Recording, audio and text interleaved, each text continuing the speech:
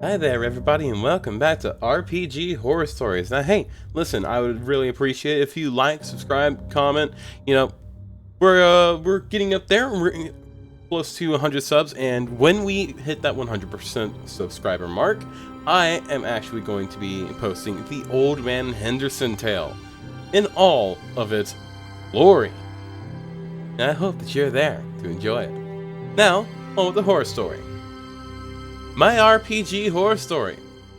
An encounter with a Drizzt archetype. This is a long one, if you're only listening. English is not my first language, so I apologize for any typos or grammar. I am playing a game of Dungeons and Dragons with people attending university, but it is being played online. The premise of our game is somewhat like Suicide Squad and The Bad Guys, where we are traditionally monster races who were taken from the prison and crimped into serving as privateers for a company. We were supposed to make our characters be silly when the situation called for it, but serious when the situation called for it. Our party includes a Gnoll, who is arrested for laughing too loudly at puns, a Tiefling, who was arrested for putting on too many hats at a hatter and ripping them with her horns, an Aarakocra, who was arrested for trying to fly at first level, a Goblin who was arrested for getting so drunk he crashed a gnomish vehicle, and a Lizard Folk who was arrested for public indecency because she took her shirt off despite not having anything to cover. I say this to give you an idea of what sort of absurdist and meta humor we were having in our campaign. Our game master also made a homebrew rule that we would not have individual levels but a party level. This way, everyone would be around the same strength, and we wouldn't end up leaving someone behind if they missed a session. Now, it might seem surprising to some people, but this is actually a somewhat common rule. I know that a couple of the first campaigns that I actually ever played through did do this as a house rule, where the entire party shared its level together, so if one person was level 7, everyone was level 7. It's really nice, super easy, and honestly, it's somewhat enjoyable. You remove a little bit of individualism, but ultimately, I find it to be a very fun playstyle. And when party members can sometimes dip out because they're called in for work or something, it can be really useful so that they don't feel like they lost out on anything. Our sixth player joined and became the problem. He played a drow and was already on the ship. He just never joined us. Even though he was a rogue, he said he was a ranger, but he didn't want to play a ranger because they were not good enough. He was nicknamed Drizzt by the Goblin and Tiefling. I and the rest of our group had never even heard of the character because those perks weren't available in French when we were younger. The Drizzt wannabe treated only those two with anything that resembled respect or decency. He would tell us that our characters smelled, tried to attack us, and said the ship was a circus because we had tamed monsters. But the entire point of our campaign was that we aren't monsters, but we're treated as such. The Drizzt wannabe said we could have picked Drow, Yuan-Ti, and Tieflings instead. This would have ruined the jokes behind why our characters were arrested for silly reasons, so we told the Drizzt wannabe to shut the fuck up. The Drizzt wannabe would then make complaints about how the game was played. He claimed he had been playing since the days of AD&D and remembers how it used to be. We at first told him that it was interesting, but he was getting annoying. The Tiefling, who was familiar with the archetype of the Drizzt wannabe, said that the legend of Drizzt Do'Urden is all about how racism is bad.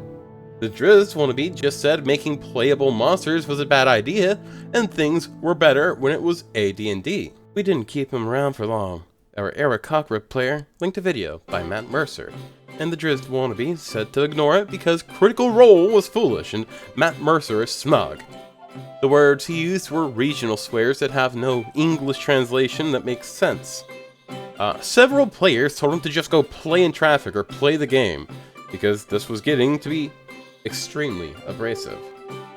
Our game master sided with the other players and said enough was enough and asked the Drizzt wannabe why he was even in the group and why he did not just try to run a game himself using AD&D rules. The Drizzt wannabe, of course, gave a left-handed comment that nobody runs Advanced Dungeons and Dragons anymore. Before he gets kicked from the server, the Game Master just told him to be the change he wants to be in the world, and told him about some English players who wanted to play older D&D sessions, and he should talk to them. We have not had any problems since he left, and we hope the Drizzt wannabe found a group he can play with. He joined us because our times aligned and we played in French. A lot of groups that form online like us are actually played in English. I mean, whatever. I don't know what to say here aside from, really, it's a good job that your DM did, OP, just shutting the Drizzt wannabe down, as well as just the other people who were familiar with the archetype. They tend to become that guy after much longer than that, so I'm really glad that you guys were able to nip it in the bud before it really became much of an issue. This could have been a much worse horror story than you even could imagine, and I'm glad that you didn't have to go through that. Much love and stay sexy. Now, on with the next story. You won't let me have an 18 at level 4? You're a racist! This is a short post after dealing with this person. Just kind of wanted to get it off my chest.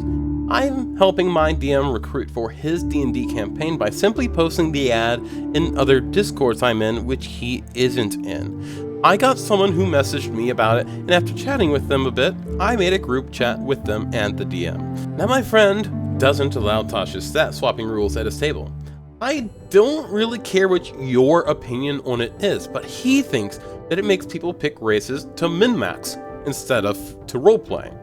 The person wanted to play an unoptimized race with their class. I'm going to simplify it by saying race with +2 strength as a caster, and was upset that the DM wouldn't allow Tasha's rule, which is fair enough. But what isn't fair enough is the hissy fit that they threw about not having an 18 in their main stat. I tried to step in as a mediator by telling them +1 only gives you a 5% higher chance to hit. But they snapped back and told me that it was a conversation between them and the DM, which, no, it's not. It is literally a group chat, and I was literally the person who invited you to it. But when the DM tried to explain that it doesn't feel right for an orc to have the same stats as an elf, they immediately pulled the racism card, implying that my friend thinks that their real-life races have different stats, as it were. Now, bless my friend for trying way too hard to prove their point, but by the time they said races in D&D aren't races, they're species, this person had already left the group chat and blocked both of us. Nothing lost, I suppose. I find it really funny that this person supposedly wasn't a min-maxer, yet they were trying to argue for a full hour that they'd have a 16 in their main stat instead of an 18. Kinda proving my friend's point that they were more concerned about stats than the character. What a moron. I'm just going to edit this post with the comments I have been sending to most people who disagree with my friend regarding Tasha's rulings. I'm not going to argue this point. The point of this thread is not if Tasha's stat changing rules was or wasn't a good addition to the game. In all honesty, I disagree with my friend's point of view on it, but he is a friend, and the DM I respect his wishes for his campaign. Just to elaborate a little more on what he and I meant by it makes people min-max. He means that people don't pick races for their actual roleplay, but more for their abilities. It's less, I'm playing a tiefling because being a half-fiend is cool, and more, I'm picking a tiefling for fire resistance and innate casting. An elf isn't for the lore, it's for elven accuracy and advantage against charms. With how much this person argued about their race, it really did seem that my friend's point of view on the matter was correct. They didn't care about the roleplay of the race and just wanted the cool abilities without any of the challenges making a character with that stat block would bring. Oh, hey, what the fuck did you invite to your table? This dude, I'm guessing he wants to be an orc or something, but Jesus fuck. If he really wanted to play something weird or outlandish, why didn't he pick Yuan Ti?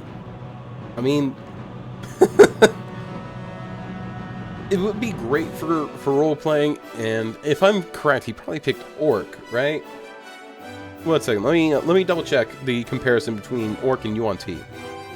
Yeah, no, fucking Yuan-Ti Pureblood would be way better if this person wanted to be a fucking min-maxer, and it would open way more role-playing possibilities because, you know, somebody might be able to make a perception check and see, oh hey, there's scales on your arm, or like, oh hey, your tongue is forked, and it could bring up this whole separate dimension of, like, are you here to fuck with us? Are you here to trade?